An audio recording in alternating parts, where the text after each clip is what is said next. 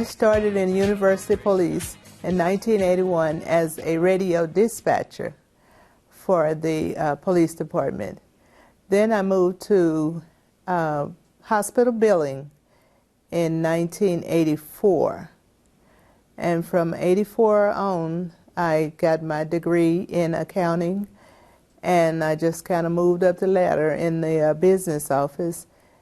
And after Conifer came in and laid us off, then I went home for a little while. Thought I was going to retire at that time and just sit around, but I couldn't do it. So I come back to work in the neurology department. About 6 months after I went home, I come right back. I couldn't take it. But I did leave LSU one time and went to work at the Lanyard facility. I didn't like it, so I came back that time also. So I've kind of, peeped out and tried other things and come back home. This is home for me. It's been so much growth around here. I tell you, when I went to billing department, we were across the street in the old Wine Garden building.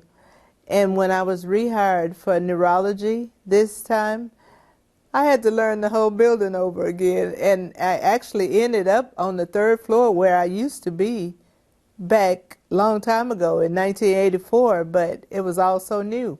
I have enjoyed seeing the growth. I really have, and I'm waiting to see the new center that they have coming up now for the students. I want to live to see that. Thank God for allowing me this time that I've spent with LSU Medical Center, because I know that 42 years is a blessing to be in one place. There are people that have gone from job to job and, not happy. I have really been happy here at LSU Medical Center.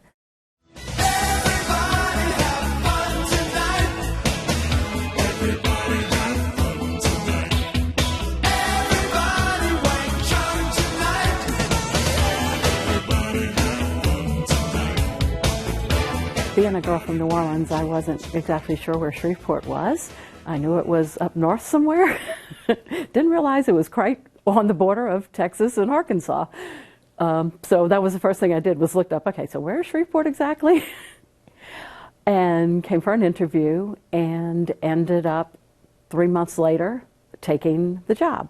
And at the time, of course, there was no BRI, there was no Allied Health Building, there was no Feistweiler, no ACC.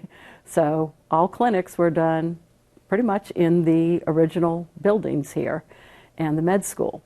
We did our CF clinics out at the St. Vincent, where they now do an outpatient clinic on St. Vincent. Then we moved to the Caddo Parish Health Unit. And we were there for a long time, and then after the ACC opened up, they were able to find space, and they renovated space for us to do our CF clinics and our pediatric pulmonary clinics. Since I have worked with cystic fibrosis for the last 35 years here, and we have both an adult and pediatric cystic fibrosis center, I have seen some of these patients for 35 years. I had one patient one day in clinic came in, and he had a significant other with him and was introducing me to her, and he was like, well, she really is my other mom. She's known me since I was born. And I said, oh wow, I guess I have. and so that was just kind of an eye-opener, and it's something that I get to hear a lot, and it's really wonderful now, particularly with changes in cystic fibrosis that we've seen. I've been able to see cystic fibrosis change from where we had no treatments to now where we're seeing life expectancy so much better. So I'm seeing more and more of our patients get married, and they're bringing in their families and having their own kids. And it's often that I get introduced as a second mom.